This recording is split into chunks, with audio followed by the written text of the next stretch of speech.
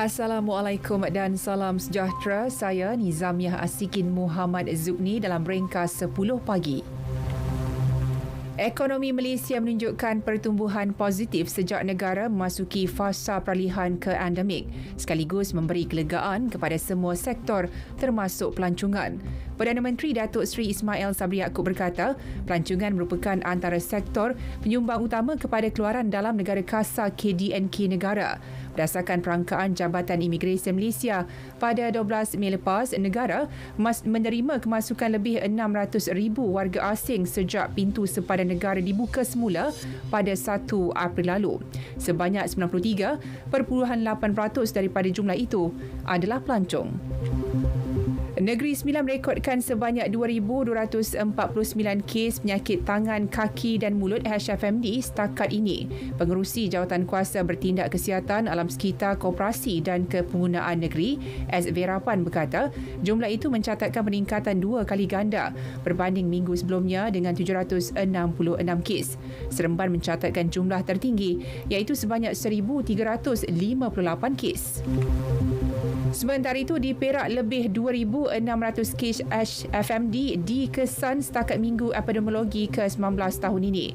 Pengerusi Jawatankuasa Kesihatan Alam Sekitar, Sains dan Teknologi Hijau Negeri Muhammad Akmal Kamarudin berkata jumlah itu menunjukkan peningkatan sebanyak 15.6 kali ganda berbanding tempoh sama pada tahun lepas. Kes tertinggi dilaporkan melibatkan kanak-kanak berumur 6 tahun dan ke bawah. Sukan SEA 2021 Hanoi tumpuan hari ini pastinya terarah kepada Jonathan Wong dan Nurul Shasha Nadia untuk menambah kilauan emas kontijen negara. Mereka akan bergandingan dalam acara 10 meter pistol angin berpasukan campuran. Berdasarkan kepada pencapaian di Temasya kali ini, Jonathan Wong dan Nurul Shasha Nadia yang masing-masing mengungguli acara individu menjadi pilihan untuk merangkul emas dalam kategori berkenaan. 3 kes cacar monyet atau monkeypox di Belgium dikaitkan dengan satu festival seks berskala besar di bandar pelabuhan Antwerp awal bulan lalu.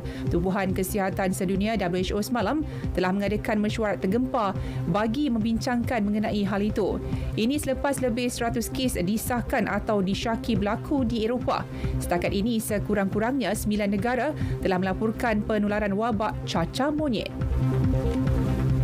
Sekian berita yang disunting oleh Siti Norain Abdullah dari Pusat Berita RTM. Assalamualaikum dan salam keluarga Malaysia.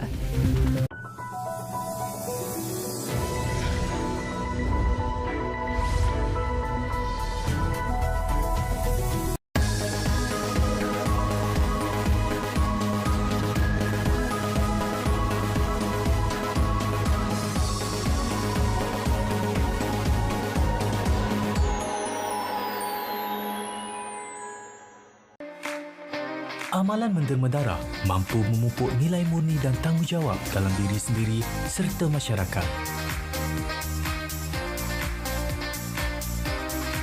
Dengan menderma darah, ia memberikan sinar kepada mereka yang memerlukan.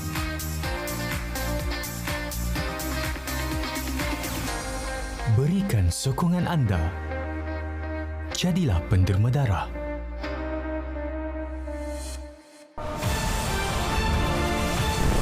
Jadi kita bersetuju, kita menegaskan bahawa Malaysia minta supaya Amerika menggunakan kuasa dia dan memastikan isu Palestin dapat diselesaikan dengan segera-galanya. Kalau Amerika begitu cepat bertindak apabila kes berlaku di Ukraine, kita nak tindakan cepat juga dilakukan untuk menyelesaikan isu Palestin.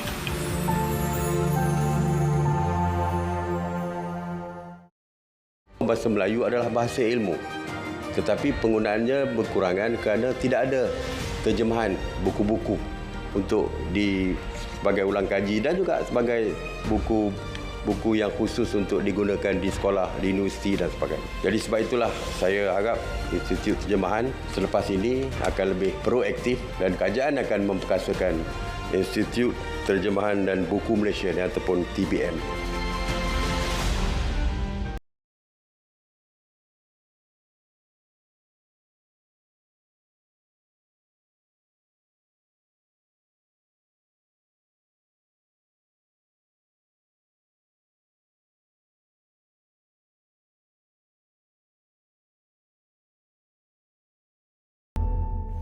Pembuangan sisa toksik dan sisa industri secara haram bukan sahaja boleh mengakibatkan pencemaran alam, malah mengancam kesihatan dan keselamatan manusia.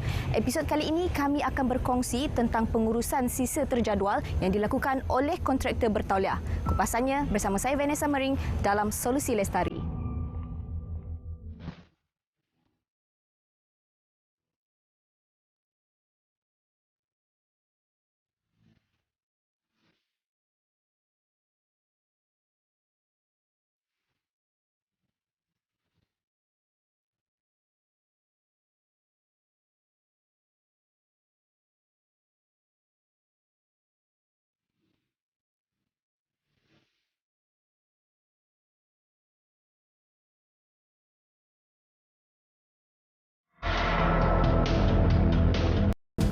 Pengurusan sisa berjadual bertujuan untuk pencegahan tumpahan, kawalan pencemaran dan titik pelepasan semasa aktiviti-aktiviti berkaitan sisa buangan dilakukan.